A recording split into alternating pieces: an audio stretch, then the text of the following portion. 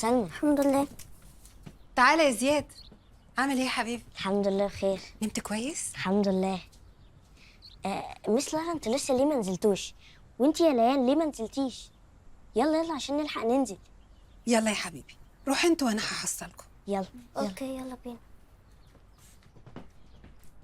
ايه يا حبيبتي، في ايه؟ مس لارا، نعم. هي ممكن تكون البنت اللي بتخاف هي اللي خطفت شخص؟ ممكن تبطلي بقى تفكري في الموضوع ده وتنسيه خالص. روحي العبي مع اصحابك وانبسطي وفرفشي كده. يلا حبيبتي، يلا فرفشي، يلا فرفشي انبسطي.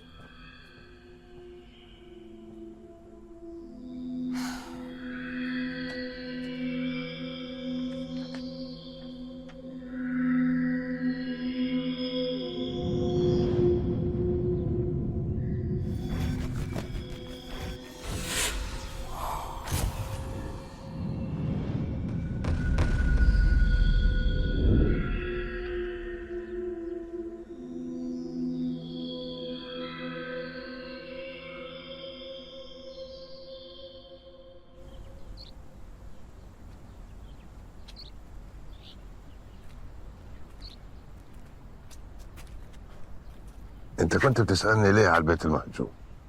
ما سألش ليه؟ من اسمه البيت المهجور. انت مالك هو وماله مال اللي فيه؟ يحكي. أنا بحب أسمع الخرافات دي. خرافات؟ الخرافات دي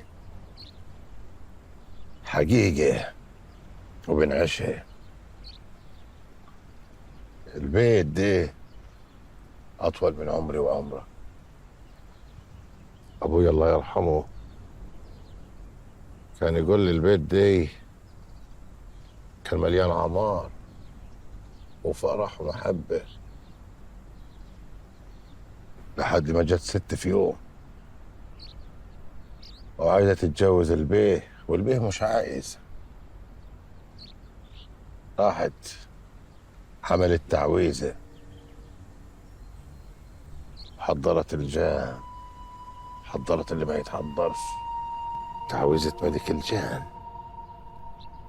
ومن يومها الجنية والتعويذة والجان سكنوا البيت يا دكتور، سكنوا.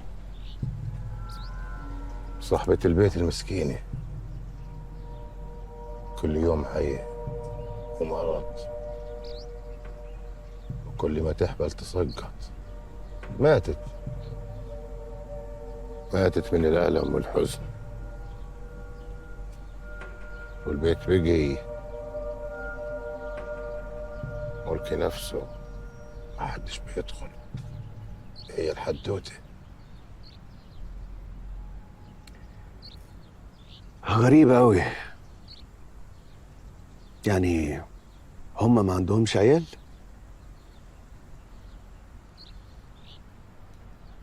يا دوبك. رايح فين؟ الليل يا دكتور، الليل ما تأملوش. عايز أكل العيال بلح.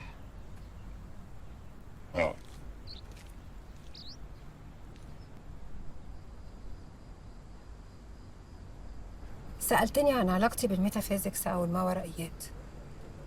أنا والدي كان دارس علوم طاقة وكان بيشتغل بيها، وطبعا أنا عارفة إن في ناس كتير جدا مش مقتنعة بعلوم الطاقة دي ومش مصدقاها، بس هو كان مصدقها وساعد ناس كتير جدا وعالجهم بيها. والعلاج ده كان له علاقة بالأمراض النفسية والعصبية والحاجات اللي زي كده. بس اللي انت بتقوليه ده ملوش علاقة خالص بالمارائيات. أيوة أنا عارفة، بس بابا من خلال شغله ده كان بيعرف ناس كتير جدا روحانيين وكانوا بيعالجوا بروحانيات، وكانوا بيقدروا يشوفوا الناس اللي شبههم أو اللي زيهم. بقول لك إيه، مش مهم الكلام ده، انسى اللي أنا قلته. دكتور خيري، من ساعة رغد ما تعبت وجبتها لك العيادة وأنا بحاول أسأل نفسي أو ألاقي تفسير للي بيحصل ده، يمكن تكون في تفصيلة عدت عليا وأنا ما خدتش بالي منها، خصوصا إنها قالت لي إنها بتشوف حاجات بتخوف.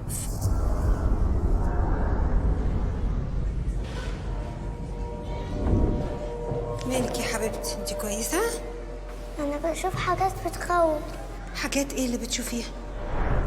يا حبيبتي هتبقى كويسه ان شاء الله. ان شاء الله. سلامتك يا حبيبتي. أنا عايزة مامي، أنا عايزة مامي. ما تعيطيش، بتعيطي ليه؟ بس هم زمانهم جايين دلوقتي، هيجوا عشان ياخدوكي، ما تعيطيش. مش هتيجي، هي مش عاوزاني. ليه بتقولي كده؟ دي مامتك، لما تعرف ان انت تعبانه هتجيلك تاخدك على طول. ما تعيطيش. عايزه ايه طيب؟ يا حبيبتي الحقني. بس طيب خلاص ما تزعليش، ما تعيطيش. بس بس بس يا حبيبتي ارتاحي. خير، رغد مالها؟ ابدا مفيش حاجه. انا كتبت لها على شويه تحاليل عشان نشوف الانيميا ونشوف شويه حاجات تانية كده. هي البنت كانت عايزه مامتها، فبعد اذن حضرتك لو ممكن تكلمها. حضرتك مين؟ انا ميس لارا، مدرسه هنا في المدرسه. مدرسة. يا ريت حضرتك تهتمي بشغلك فقط ومالكيش دعوة بموضوع ماما وبابا. انا ما اقصدش حاجه، بس البنت عايزه مامتها. لتاني مرة حضرتك بتتدخلي في اللي مالكيش فيه. بقول لحضرتك ايه، يا ريت نتكلم بره عشان خاطر رغد. بعد اذنك. اتفضل اتفضل. مش فاهمه انا. ما تسيبنيش، ما تخليهوش ياخدني. ما تخافيش يا حبيبتي، انا معاكي، ما تخافيش. ايه يا حبيبتي؟ في ايه؟ في ايه؟ انت عملت فيها ايه؟ انا ما عملتش حاجه. عاوزاني، مديها يا بابي، مديها. هي مين دي يا حبيبتي؟ ما فيش حد في الاوضه غيرنا. الست اللي عايزة تموتني، مديها يا بابي. امه شكله وحش. تعالي قومي نمشي. بس. يلا قومي. يلا حبيبي. قومي تعالي معايا. يلا يا روح. قومي يلا. شنطتك فين؟ حاضر حاضر. شنطتك فين؟ هناك هناك. يلا تعالي تعالي. ما تسيبنيش يا مس لارا. ما تخافيش، انا معاكي، ما تخافيش.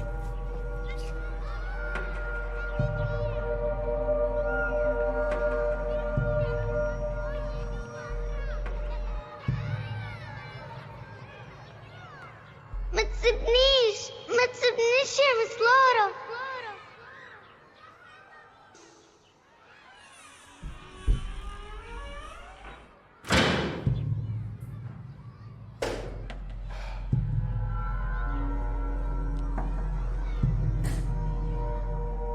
ايه ده؟ موبايل مين ده؟ هي قالت لي ما تسيبنيش، ما تخليهمش ياخدوني، وبعدين بدأت تصرخ، بس انا ما عملتلهاش حاجه. الموضوع حصل براكي، ما تحاوليش تحسسي نفسك بالذنب. بالعكس، انا حاسه بالذنب، ما قدرتش اعمل لها حاجه ولا اساعدها. كان لازم افهم ايه مشكلتها او اسمعها بس بقى. محدش مننا فاهم اي حاجه لغايه دلوقتي، وبعدين الموضوع كله جه مفاجئ. اهم حاجه دلوقتي ان انت تخلي بالك من عاصي، لان نفسيته تعبانه جدا. عندك حق.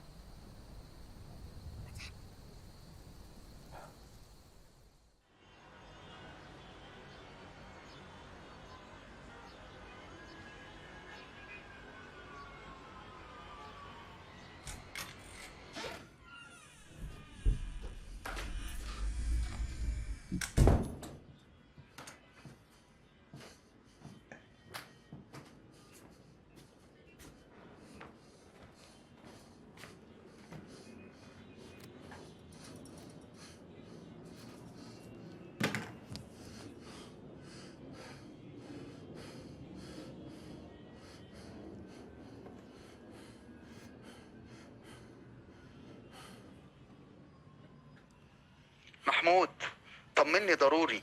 لقيته رغد ولا لسه؟ اول ما توصلوا لها قولوا لي.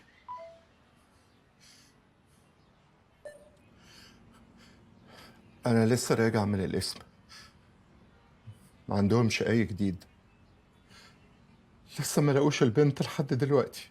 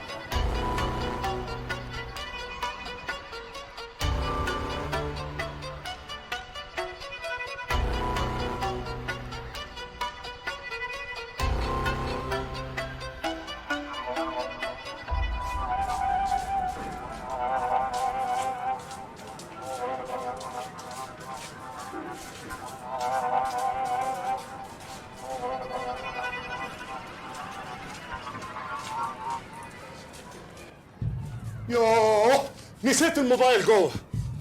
تعالي اركبك العربيه. اجي معاك. تيجي معايا فين؟ انا دقيقه هجيب الموبايل واجي. تعالي اركبي، مش هتاخر. اتفضل. لا مؤاخذه يا دكتور. استاذ محمود. تقريبا نسيت موبايلي هنا. كان في ايدي دلوقتي. ايوه. هو ده. شكرا. بقول لك يا استاذ محمود، كان في تفصيله بس محتاج اتكلم مع حضرتك فيها. يعني بالنسبه لرغد وعاصي، يا ريت تقرب منهم شويه. الاطفال في السن ده بيبقى خيالهم واسع ومحتاجين ان احنا نحتويهم باي شكل. تمام يا دكتور، شكرا. شكرا ليك، مع الف سلامه.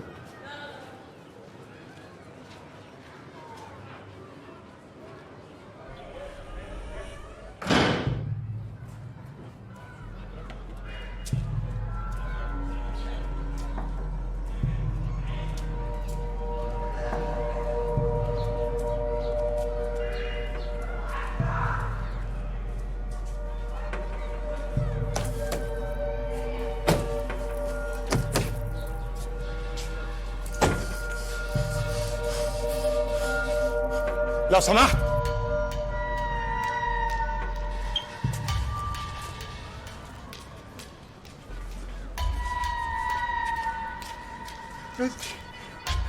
بنتي رغد كانت موجودة هنا قاعدة، وبعدين أنا طلعت أجيب الموبايل من فوق، رجعت ما لقيتهاش، ما شفتهاش. ما شفتهاش بعد ما خرجت مع حضرتك؟ يعني هي ما جاتش ورايا لما طلعت أنا فوق. لا يا فندم ما دخلتش. يعني إيه ما دخلتش؟ يعني إيه؟ وأنت بتعمل إيه هنا؟ يعني إيه ما شفتهاش؟ ده أنا ما يكفينيش المدرسة دي كلها لو جرى لها حاجة.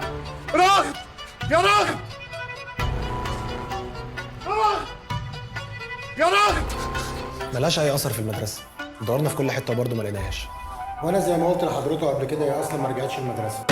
يعني ايه؟ يعني بنت اتخطفت من قدام المدرسه؟ يا استاذ محمود ما يصحش كده، احنا برضو كمدرسه عايزين نعرف البنت فين وحصل لها ايه. عموما انا بلغت الشرطه وهتيجي تشوف القرف اللي بيحصل في المدرسه دي. ملوش لازمه ابدا الكلام ده يا استاذ محمود. حضرتك استلمت البنت من جوه المدرسه، يعني البنت اختفت وهي معاك بره. وزي ما قال لك مستر ادهم، احنا قلقانين عليها اكتر منك وكمان زياده. دي بنتنا ولازم نعرف ايه اللي حصل. هي كانت طول الوقت بتسأل على مامتها، يمكن تكون راحت لها. اطمن ان شاء الله هتلاقيها. مامتها مش موجوده، مامتها مسافره بره مصر.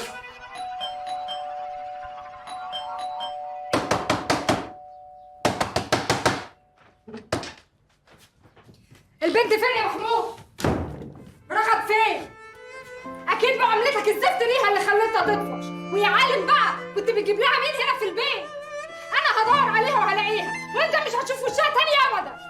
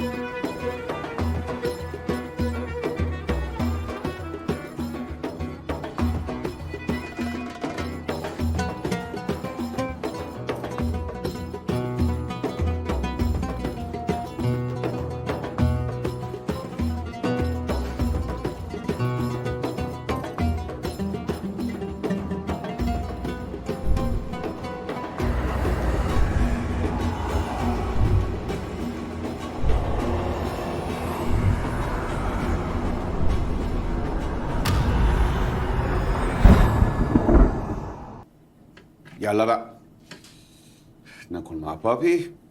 ها، عشان انا حاسس ان القمره بتاعتي مش قد كده، خاسه خالص. ها، فتحت اللعبه بتاعتك؟ عجبتك؟ ها، عجبتك اكيد.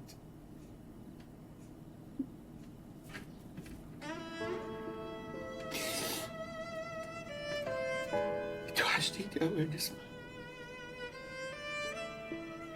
وحشتيني قوي يا بنتي.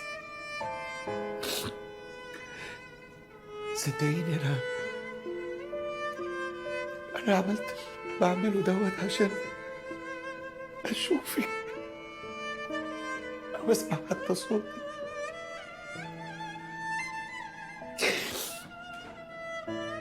كلهم بيقولوا لي خلاص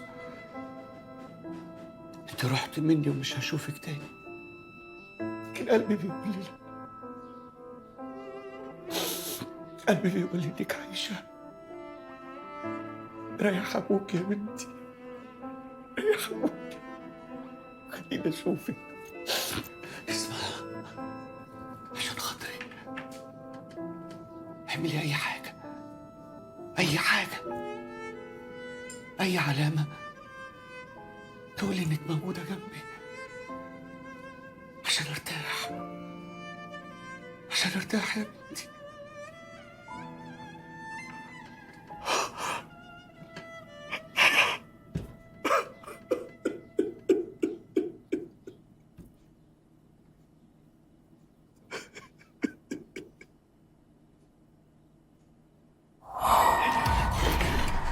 عايزين مني ايه؟ عايزين مني ايه؟ انا مش عايز اشوفكم. عايزين مني ايه؟ انا مش عايزكم انتوا بتطردوني ليه؟ انا عايزها هي، عايزها هي، عايزها هي.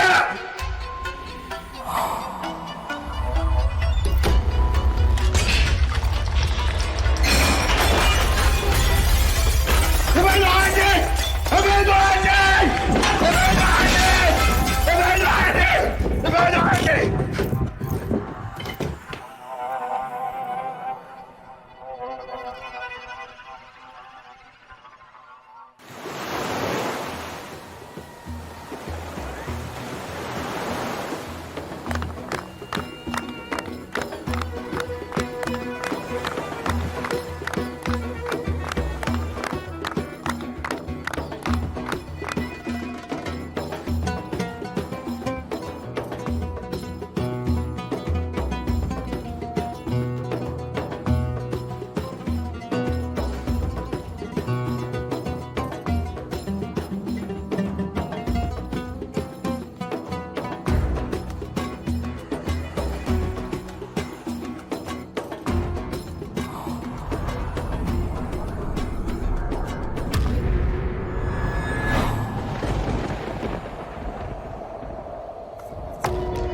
الشجرة هتاكلكوا كلكوا وانت الصحراء هتبلعك. مين اللي دخل الست دي هنا؟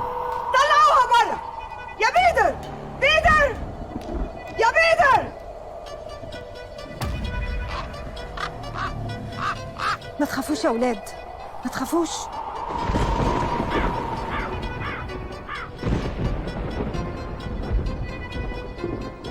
ايه حكايتها الست دي؟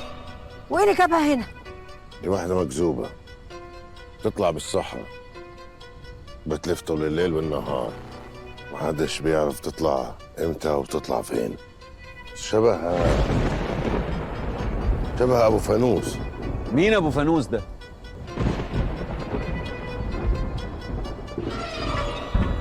مش في عندكم حدوتة بتقول عن الدقة بتاعت الترعة؟ أبو فانوس بنور الفانوس، يخليك تمشي وراه في الصحراء لحد ما الصحراء تبلعك. هنا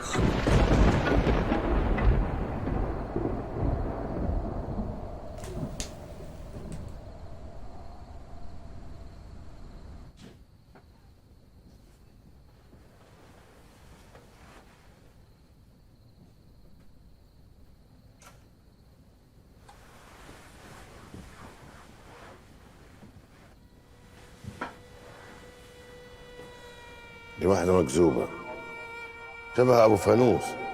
أبو فانوس بنور الفانوس، بيخليك تمشي وراه في الصحراء لحد ما الصحراء تبلعك. هنا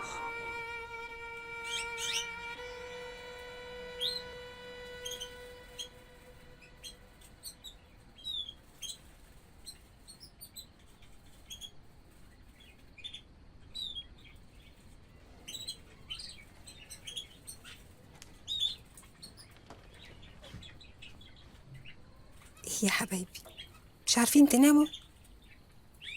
انا كمان مش عارفه انام. طب ايه مالكم؟ عايزين تاكلوا؟ ايه ده؟ ما عندكوش اكل؟ يلا تاكلوا بقى وتناموا.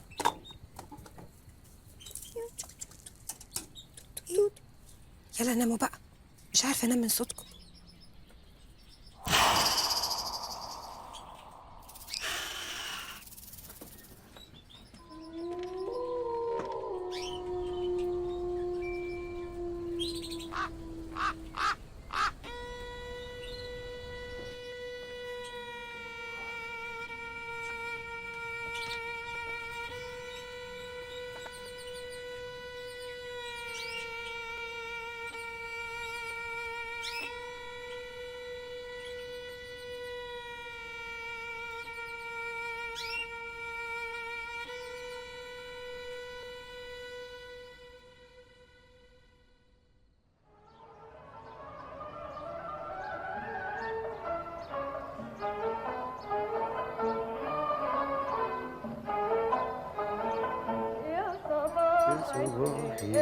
يلي معانا يلي معانا الجو جميل وصحانا. صباح الخير يا بابي. يا صباح الفل يا عيون بابي، احنا جينا في وقتنا. يلا يلا قطمه صغيره، شاي بلبن اللي احنا بنحبه. يلا يلا. اها ايوه حلوه قوي. كل يوم كل ما اصحى لازم تاكلني كده. ايوه. وبعدين ايه كل ده؟ انا عايزه اتنين بس. ايوه لا ما هو ادي سندوتشين اهو، بروتين ونشويات، هيبقى ناقص سندوتش واحد شويه فوسفور. بابي اكيد مش هاخد سمك معايا المدرسه. لا يا حبيبتي هو مش سمك يعني، هو زي ما تقولي كده سندوتش تونه، ده هيخليكي بقى تصحصحي كده وتبقي اشطر واحده في حصه الماس. طيب حط وانا هروح البس بسرعه. خلاص يا حبيبتي روحي يلا. بقول لك استني بس، عايزك في حاجه مهمه جدا جدا جدا. اخر مره يلا هاي يلا استني تعالي اقول لك تعالي. اخر مره يلا افتح بقه يلي معانا يلي. على فكره انا اتكلمت مع ليان. نسمة شفتيها فين؟ نسمة مين؟ انا ما قلتش نسمة، بقول لك اتكلمت مع ليان وما وصلتش معاها لاي حاجه. على فكره البنت دي فيها حاجه غريبه.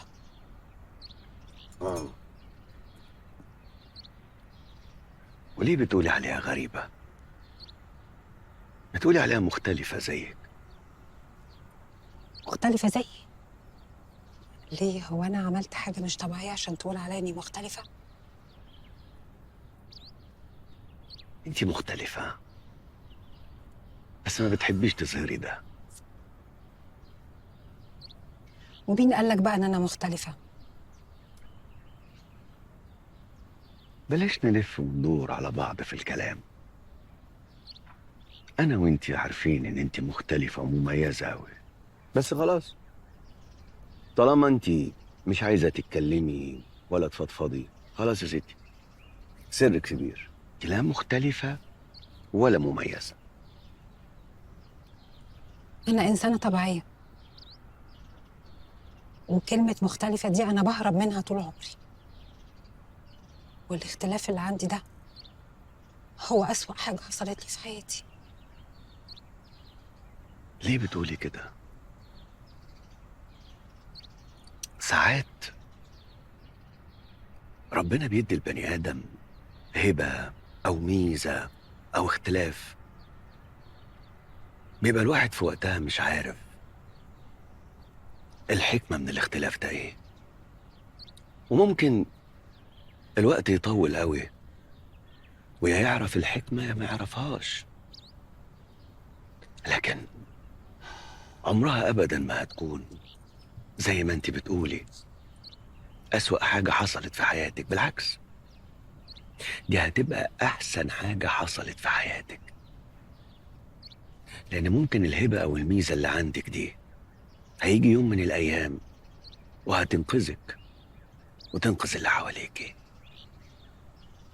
خلاص اشرب الكاس بتاعك بقى فك.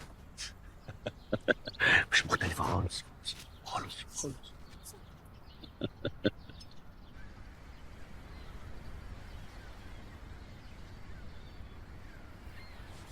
فارس ازيك؟ شكلك مش بتحب الدوشة. ايوه وانا كمان. انا نور. عارف اسمك. بحب الكتابة قوي على فكرة. انا عارف، مستر ادهم قال. طيب لو تحب نتكلم عن الروايات، انا بقرأ كتير جدا، وكمان عندي مكتبة كبيرة قوي في البيت. ممكن تاخد منها على فكرة الكتاب اللي تحبه.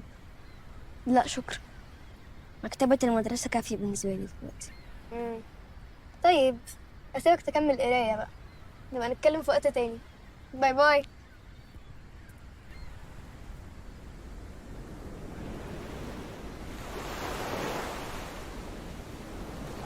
ايه يا عم بقى المود اللي انت فيه ده؟ ما تفك بقى، عايزين نتبسط.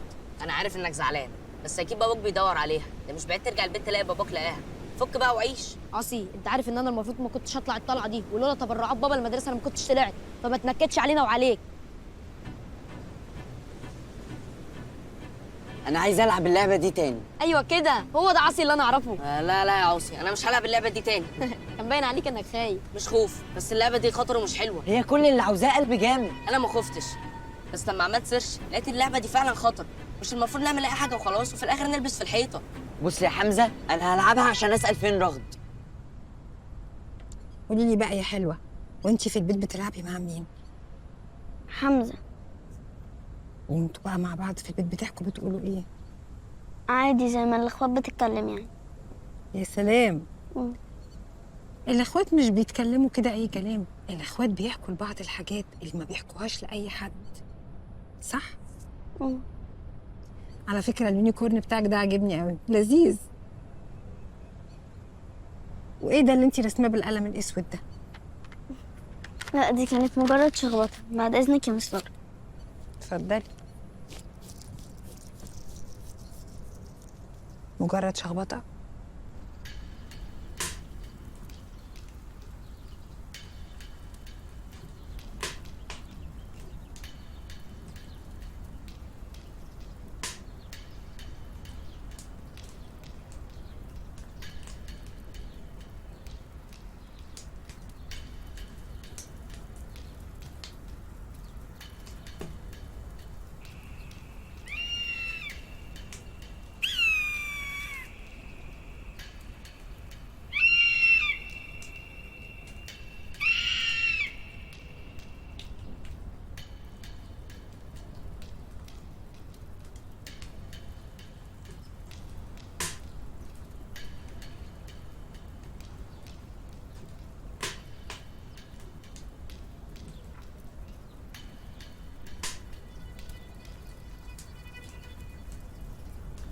دي واحدة مكذوبة شبه أبو فانوس. أبو فانوس بنور الفانوس، بيخليك تمشي وراه في الصحراء لحد ما الصحراء تبلعك. هنا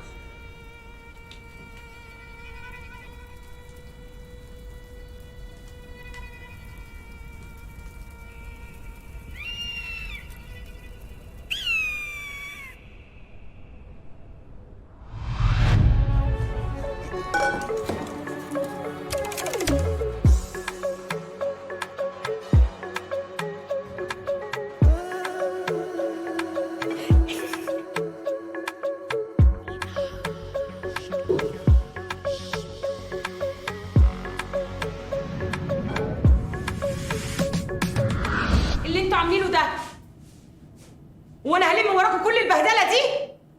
لا كده ما ينفعش، كده كتير. انا هقول لميس رحاب تلغي الانشطه من هنا. مفيش انشطه في المطبخ. مفيش انشطه في المطبخ.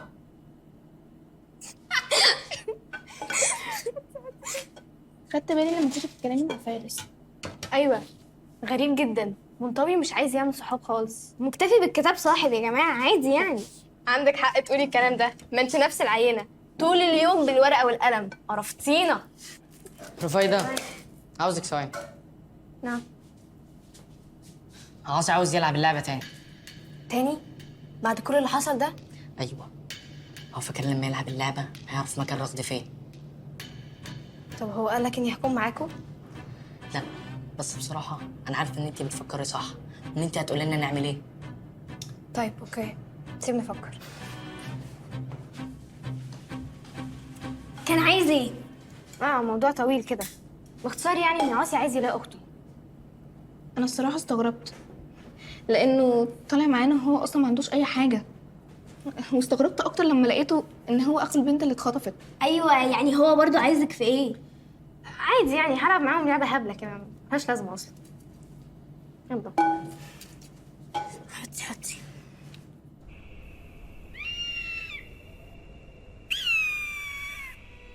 ليه خايفين منها؟ ما تخافوش، هي مش عايزاكي تاني. اطمنوا. عارفة انها بتخوفكم. حبايبي ما تخافوش ابدا، محدش هيقدر يعمل لكم حاجة طول ما انا موجودة.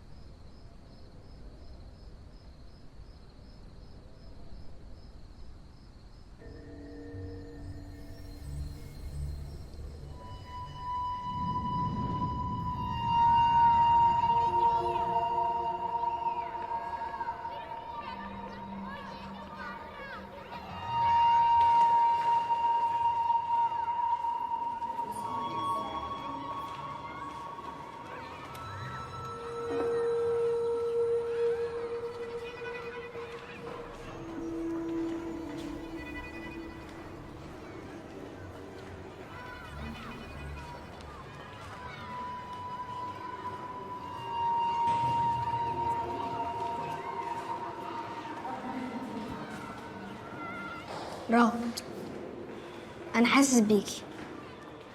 انا بحس بالحاجات الوحشه لما بتكون موجوده، بس مش بعرف اشوفها ازاي. انا فكرتك خفت مني. لا ما خفتش، بس انتي ممكن تحكي لحد كبير عشان ممكن يساعدك. بس انا ما عنديش حد اقول له. قولي لعاصي. عاصي مش بيصدقني. اهم حاجه يا رغد انك ما تخافيش، بالذات لما يجي.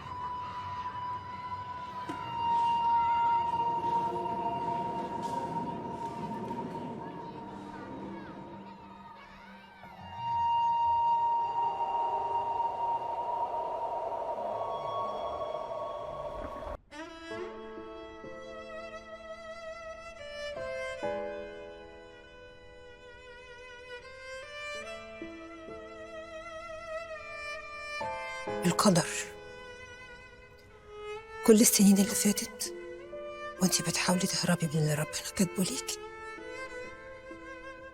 عشان تيجي دلوقتي وتواجهي كل اللي فات من حياتك. يا بابي عشان خاطري، مش انت بتحبني؟ هترضى صح؟ هترضى عشان بتحبني.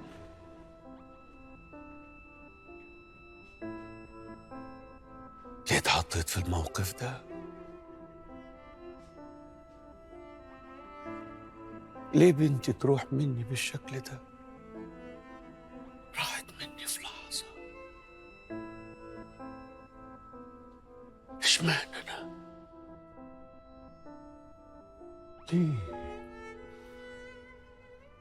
ليه أنا أمر بكل ده؟ استغفر الله العظيم. هتفضلي تسألي ليه أنا كده؟ وليه أنا مختلفة؟ وليه أنا غير كل الناس؟ وليه أتحط في موقف أفقد فيه أغلى اتنين لقلبي وبالطريقة دي؟ ليه؟ أسئلة كتير قوي ملهاش إجابة. اخترتي تستخبي وتعيشي هربانة من الماضي، لكن دلوقتي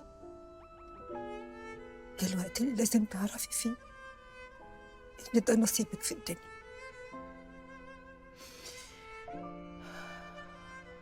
ارضي بيه.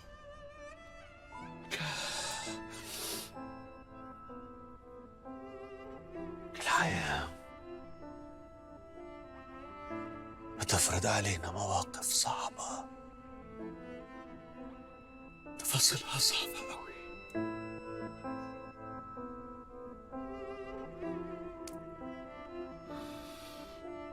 أوي. إيه القلب اللي يتحمل إنه يتحرم من ضناه؟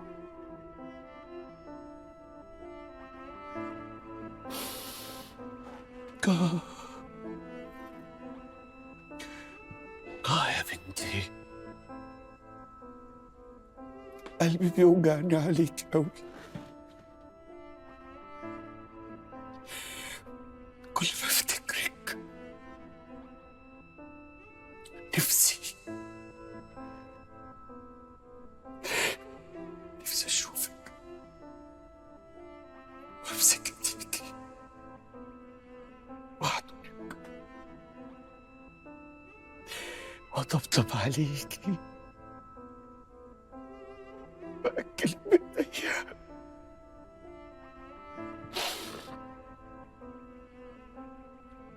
الحياة بتفرض علينا طرق كتير مش عايزينها ولا كنا نتخيل ان احنا نمشي فيه.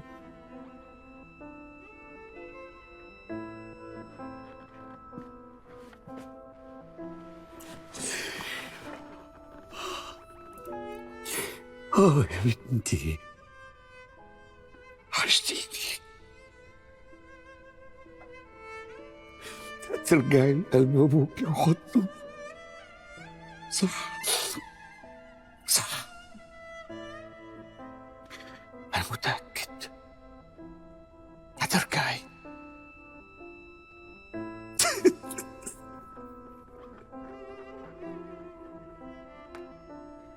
اللي نشوفه شر هو شايل جواه خير كبير، بس اللي يصبر ويحتسب ده عند ربنا. رغم وجع قلبي على فراقكم، إلا إني مؤمنة إن ده قدر، وقدر ربنا هو دايما خير ليا وليكم. ربنا يرحمكم يا حبيبي.